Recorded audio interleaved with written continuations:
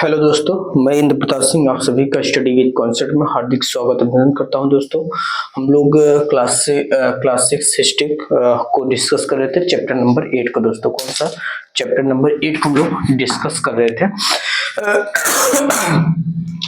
उसी की सीरीज में दोस्तों हम लोगों ने पार्ट 1 को इस चैप्टर के पार्ट 1 को डिस्कस कर रखा है। दोस्तों, उसमें हमने आपको बताने और समझाने का प्रयास किया है कि आयरन का आविष्कार यानी आयरन का जानकारी इंसानों को कब हुई और what is the importance of iron in development of agriculture production, in social aspect, in political aspect, economy में, मतलब कि इन सब चीजों में कैसा आयरन ने अपना रोल निभाया और कैसे किंगडम को एक पावरफुल साम्राज्य की तरफ ले गया और कैसे इसी आयरन के बदौलत जो है कि कैसे जो है कि जो रूरल एरियाज के पीपल थे, जो गांव में रहने वाले लोग थे, उनकी एग्रीकल्चर प्रोडक्शन जब सरप्लस हो रहा था तो उनकी लाइफ कैसे ट्रांसफॉर्म हो रही थी। ये सारी बातें दोस्तों हम लोगों ने लास्ट में वीडियो में देखने और समझने का प्रयास किया। दोस्तों, जिन्होंने उस पार्ट को नहीं देखा है, मैं उनसे आग्रह करूंगा उस पार्ट को जरूर देखें, उस वाली वीडियो को जरूर देखें। वीडियो ज्यादा लंबी नहीं है, उसमें आपको बहुत कुछ देखने और समझने का मिलेगा। दोस्तों, तो इस पार्ट्स को कंप्लीट करने के बाद उस पार्ट्स को भी देखें, जिससे आप हर एक चीज को लिंक कर पाएंगे। दोस्तों, तो आपको एक अच्छा कॉन्सेप्ट बिल्डअप होगा। आप मैं जिस तरीके से क्लास को डिलीवर कर रहा हूँ दोस्तों, आप सिस्टमेटिक तरीके से मैं जैसे कर रहा हूँ वैसे करते जाइए तो देखिएगा कितना मतलब कि ट्रांसफॉर्मिंग होता है आपके लाइफ में, आपके नॉलेज में, आपके अंडरस्टैंडिंग में, कॉन्सेप्ट बिल्डिंग में। ये सभी चीजें में दोस्तों आपको बहुत ही अभूतपूर्व परिवर्तन देखने को मिलेगा। दोस्तों, आप अभी तक हमारे सारे लेक्चर को देख रहे होंगे तो आप इस चीज को महसूस कर रहे होंगे, what I am trying to say that, यानी मैं क्या कहने का प्रयास कर रहा हूँ, ये आप उस चीज को महसूस कर पाएंगे। दोस्तों, चलिए आज हम लोग उसी की कड़ी में आगे देखने और समझने का प्रयास करते हैं। आई होप आपको ऑडियो वीडियो सब कुछ विजुअल होगा, किसी प्रकार कोई समस्या नहीं होगी। ठीक है, यहाँ से ऑडियो तो चल ही रहा है। चलिए दोस्तों, आज हम लोग देखेंगे who lived in the village, यानी गांव में कौन कौन लोग रहते थे, क्योंकि चैप्टर का नाम ही है विलेज, टाउन और ट्रेड के बारे में हम लोग इस पूरे चैप्टर में देखने और समझने का प्रयास करेंगे। दोस्तों, तो दोस्तों जो गांव में जो है कि गांव में आज भी और उस समय भी 3 प्रकार के लोग रहते थे। 3 प्रकार के लोग किसके पास, मतलब कौन कौन से लोग रहते थे? ऐसे लोग जिनके पास हजारों, सैकड़ों या हजारों एकड़ की संख्या में उनके पास जमीनें हुआ करते थे, यानी उनके पास बहुत तादाद में जमीन हुआ करती थी। इसीलिए दोस्तों जब वहां भारत देश आजाद हुआ उस समय जो है कि भूदान मूवमेंट चलाया गया था, ग्रामदान मूवमेंट चला गया था। ऐसे ऐसे लैंड ओनर्स हुआ करते थे जिनके पास पूरे गांव की जमीनें एक ही इंसान के पास हुआ करती थी। तो ऐसे ऐसे किसान हुआ करते थे, ऐसे लैंड ओनर हुआ करते थे। दोस्तों, अब जिनके पास इतना ज्यादा रिसोर्सेज हुआ होगा, दोस्तों बताओ वो कितना पावरफुल हुआ होता होगा। यानी जो आज का उस साम्राज्य का राजा हुआ करता होगा, उस साम्राज्य को जो राजा हुआ करता होगा, वो भी उस लैंड ओनर से उसका संपर्क हुआ होगा। और कहीं न कहीं पूरे गांव को कंट्रोल करने के लिए अगर एक इंसान से आप अच्छा रिलेशन मेंटेन करते हैं, कहीं न कहीं पूरे गांव का रेवेन्यू हुआ, पॉलिटिकल सिस्टम हुआ, सोशल स्ट्रक्चर हुआ, जो भी आप चेंजेस लाना चाहते हैं दोस्तों, एक इंसान के बदौलत सारा कुछ हो सकता था, बहुत इजीली ये हो जाता है। दोस्तों, इसी प्रकार से दोस्तों नॉर्दर्न इंडिया में ये सिर्फ और सिर्फ 3 भागों में सिर्फ सदर्न में कह लें, southern parts of continent of India या फिर northern parts of continent of India, ऐसा ही नहीं था, दोनों पार्ट्स में, तो मतलब सदर्न भी डिवाइड था और नॉर्दर्न भी डिवाइड था। दोस्तों, अब उसी को हम लोग देखते हैं कि उनको जो है कि डिफरेंट नाम से जाना जाता था। नॉर्दर्न में कुछ दूसरे नाम से जाना जाता था, सदर्न में दोस्तों कुछ दूसरे नाम से जाना जाता था।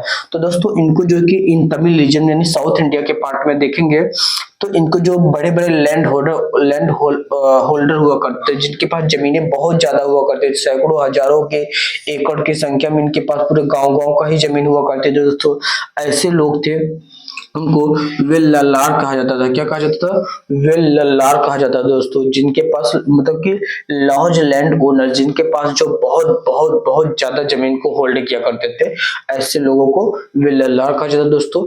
इस बात को याद रखेंगे दोस्तों, ये एग्जाम में पूछ लिया जाता है अक्सर, जो है कि स्टेटमेंट में कि in Tamil region large land holders known as Vellalar उच्चार ऐसे करके दे दिया जाएगा, तो इसको याद रखेंगे दोस्तों। तो हमने बता दिया कि जो तमिल रीजन में जिनके पास जमीनें बहुत ज्यादा हजारों सैकड़ों की एकड़ों की संख्या में उनके पास जमीनें हुआ करती थी, तो दोस्तों उन्हें वेल्लाला कहा जाता था। जो ऑर्डिनरी पीपल थे, कौन सा दोस्तों? जो आरडी जो सामान्य पीपल थे, जिनके पास छोटे छोटे मतलब कि हो सकते 1 एकड़ 1 हेक्टेयर 2 हेक्टेयर या फिर बीघे में जमीन हुआ करता होगा, उनके पास ऑर्डिनरी पीपल सामान्य लोग जो मतलब छोटे छोटे किसान जो होल्डर हुआ करते थे, उनको साउथ इंडिया में तमिल रीजन में उज्जवार के नाम से जानते थे। किन्हें दोस्तों? उज्जवार के नाम से दोस्तों जाना जाता था। आई होप आपको विजिबल होगा। अब दोस्तों आज भी हमारे यहाँ कुछ लोग ऐसे हैं जिनके पास पंजाब हरियाणा पर चलिए, वहां सैकड़ों एकड़ में आज भी आपको देखने को ऐसे किसान मिल जाएंगे जो बड़े बड़े किसान होल्डर हैं, जिनके पास सैकड़ों बीघे जमीन है, सैकड़ों एकड़ जमीन है। तो लेकिन हमारे यूपी बिहार के रीजन में चले जाएंगे और इस सब रीजन में चले जाएंगे, कहीं कहीं इसका न पॉपुलेशन का डेंसिटी इतना ज्यादा है कि यहाँ पे जो है कि उतना जमीनें लोगों के पास नहीं रह गई हैं। तो जो अब जो छोटे छोटे किसान 1 बीघा 4 बीघा 5 6 10 बीघा के लोग ऐसे ऐसे जिनके पास जमीनें हैं, उनको जो ऑर्डिनरी पीपल ऑर्डिनरी प्लाउमैन कहा जाता था। या फिर ऐसे समझिए कि ऐसे प्लाउमैन प्लाउमैन जो जोता हुआ करते, जो खेत को जोता करते थे, बुआ करते थे, उनके साथ लगे हुए रहते थे, जो लैंड ओनर के साथ एसोसिएटेड थे, उन्हें जो है उज्जवार कहा जाता था। क्या कहता था दोस्तों? उज्जवार कहा जाता था। वो लोग थर्ड वन की टाइप में देखते, ऐसे लोग जिनके पास जमीनें नहीं थी, स्लेव थे, किसी के अंडर काम किया करते थे, किस पे? अपने खाने और कपड़े पे, मतलब कि दिहाड़ी पे काम किया करते थे। ऐसे लोगों को दोस्तों स्लेव को भी स्लेव माने गुलाम को भी, यानी कड़ेसियार कहा जाता था तमिल रीजन में, और अधिमई के नाम से जाना जाता था। किसको? कड़ेसियार अधिमई के नाम से जाना जाता था दोस्तों। दोस्तों अब हम लोग देखते हैं। अच्छा, मैं एक बात और ही बताने का प्रयास करता हूँ। जो अच्छा दोस्तों जो लार्ज लैंड ओनर हुआ करते थे, इन्हीं इन्हीं को जो है कि नॉर्दर्न इंडिया में या नॉर्दर्न पार्ट्स ऑफ सब कॉन्टिनेंट में क्या कहा जाता था? ग्राम भोज के नाम से जानता। किसका दोस्तों? ग्राम भोज के नाम से जानता। ये ग्राम भोज का के नाम से जाना जाता था दोस्तों। ये जो कि बहुत ही पावरफुल नॉर्दर्न इंडिया में हुआ करते थे दोस्तों। क्यों? क्योंकि पावरफुल हुआ करते थे, क्योंकि इनकी जो पोस्ट हुआ करती थी, ग्राम भोज की, वो जो कि हेरिडेटरी हुआ करती थी, यानी कोई परिवार एक ही परिवार का कोई बड़ा सदस्य जो है कि वो भी सदस्य में कौन? पुरुष वर्ग, न कि महिला वर्ग, पुरुष वर्ग ही जो है कि एक के बाद एक जो है कि ग्राम भोजक बनता जाता था। और इस प्रकार से उस पूरे गांव की जो एडमिनिस्ट्रेटिव सिस्टम हुआ करता था, सोशल स्ट्रक्चर हुआ करता था, पॉलिटिकल सिस्टम हुआ करता था, या फिर आपको इकोनॉमिक एक्टिविटी हुआ करती थी, पूरे को होल्ड किया करता था। और यही ग्राम भोजक दोस्तों मैंने बता दिए हेरिडेटरी पोस्ट थी। ये कैसे थी? हेरिडेटरी थी।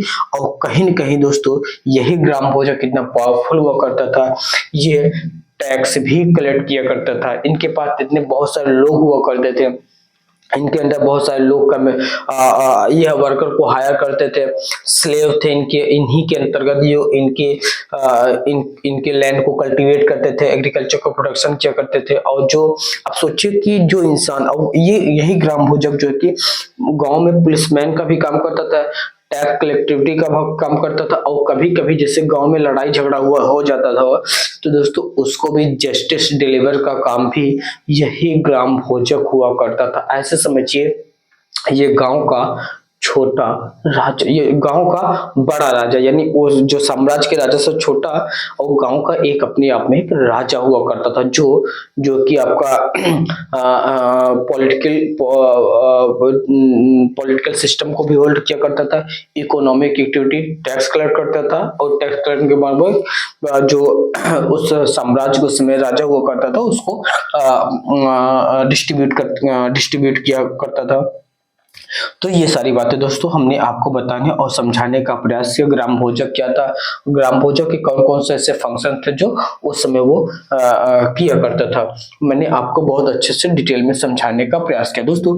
इससे आगे थोड़ा सा बढ़ते हम लोग थोड़ा सा और देखते हैं। जो हमने बता दिया, लैंड जो लॉज लैंड ओनर था नॉर्दर्न इंडिया में, सो ग्राम भोजक के नाम से जाना जाता था। और दोस्तों कुछ ऐसे फार्मर हुआ करता था जो इंडिपेंडेंट थे, यानी किसी के सबऑर्डिनेट नहीं थे, किसी के अंतर्गत काम नहीं करते थे, उन्हें गृहपति कहा जाता था। क्या कहा जाता था दोस्तों? गृहपति कहा जाता था। क्या कहा जाता है? गृहपति कहा जाता है। और दोस्तों ऐसे लोग, ऐसे वर्कर, ऐसे वर्कर जो नॉर्दर्न इंडिया में किसी के अंदर काम करते थे, किसी के अंदर काम करते थे, जैसे स्लेव हुआ या लैंडलेस लेबर हुआ दोस्तों, उनको उत्तर भारत में दोस्तों दास कर्मकार के नाम से जाना जाता है दोस्तों। किसके नाम से? दास कर्मकार के नाम से जाना जाता था। मैं यहाँ पे लिख देता हूँ, उसको आप नोट कर लेंगे। किसके? दास कर्मकार के नाम से जाना जाता था दोस्तों। किसके? दास कर्मकार के, जो सब ऑर्डिनेट हुआ करते थे। ठीक है, सब ऑर्डिनेट हुआ करते थे, उनको जो कि दास कर्मकार के नाम से जाना जाता था दोस्तों। अभी तक दोस्तों हम लोगों ने आपको जो बताने और समझाने का प्रयास किया दोस्तों, ये आपको पूरी तरीके से दिमाग में, जहन में छप गई होंगी, किसी प्रकार की कोई समस्या नहीं होगी। अब हम लोग दोस्तों इसके आगे देखने का प्रयास करते हैं। और हम लोगों ने लास्ट वन वीडियो में एक बार चर्चा किया था, इसमें थोड़ा सा जिक्र किया था संगम एज का दोस्तों। किसका? संगम एज का। हम लोगों ने जब पोस्ट मॉडर्न पीरियड्स की बात की थी उसमें हमने संगम एज की डिस्कस किया था। संगम क्या होता है दोस्तों? Sangam is nothing but the assembly.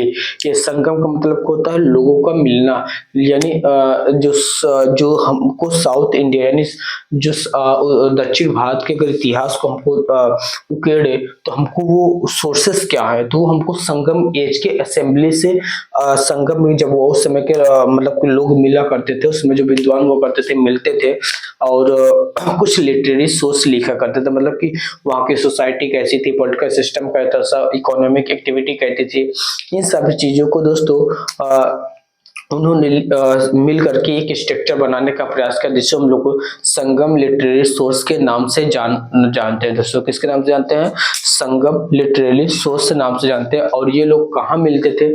समय समय दोस्तों मदुरई में मिलते थे। कहाँ? मदुरई किसकी राजधानी होती है? पांड्या साम्राज्य की दोस्तों राजधानी हुआ करती थी, यहीं पे ये लोग मिलते थे। आई होप दोस्तों अभी तक हमने जो आपको बताने और समझाने का प्रयास किया, इसमें आपको थोड़ी भी समस्या नहीं होगी।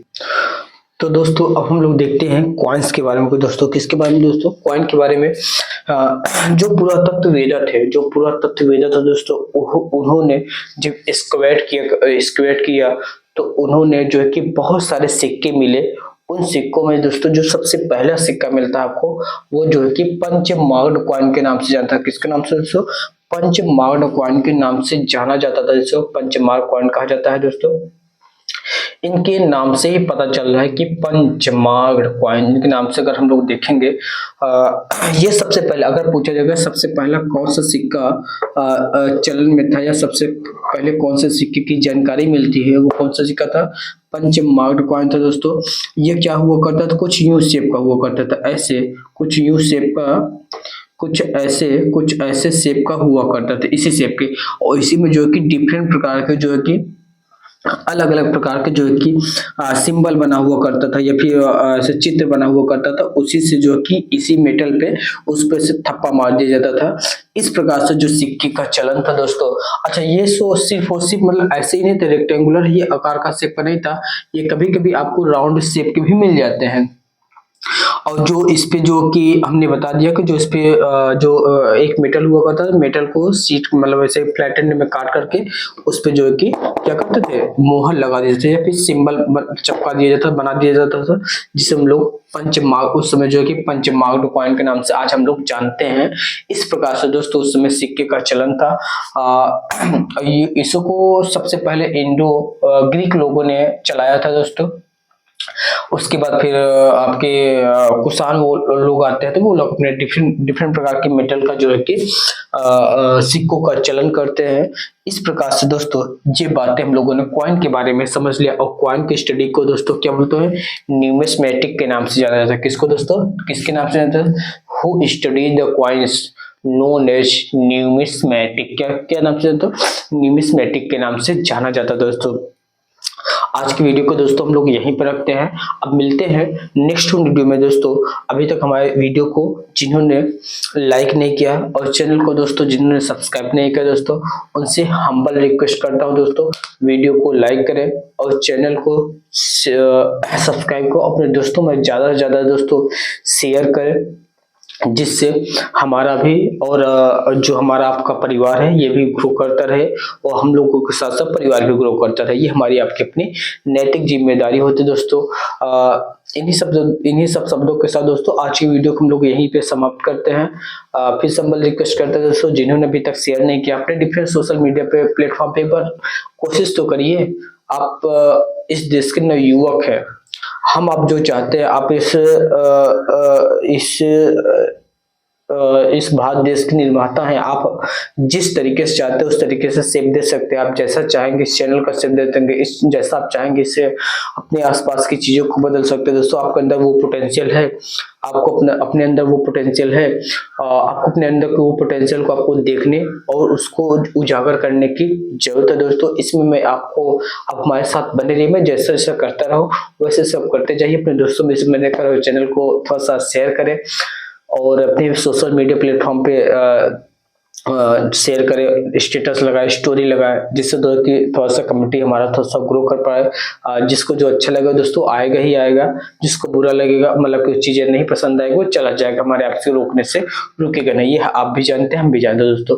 इन्हीं सब शब्दों के साथ दोस्तों मैं आशा करता हूँ हमारी बातों को अपनी नैतिक जिम्मेदारी को निभाएंगे। इन्हीं सब शब्दों के साथ आज की वीडियो को हम लोग दोस्तों यहीं पे समाप्त करते हैं।